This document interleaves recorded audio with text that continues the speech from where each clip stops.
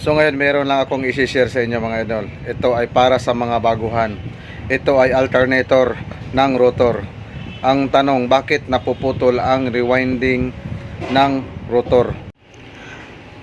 So ito mga idol, makikita natin putol ang ating rewinding. Yan o, putol siya.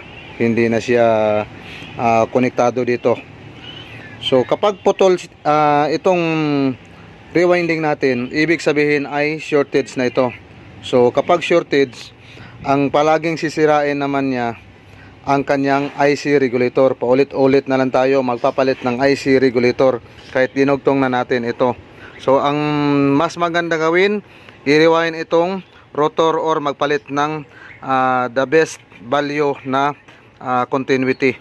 So isa rin sa makikita natin dito kung bakit shortage siya. Ayan o, namumula na yung ating slip ring. Iyon lang ang masisya natin mga idol.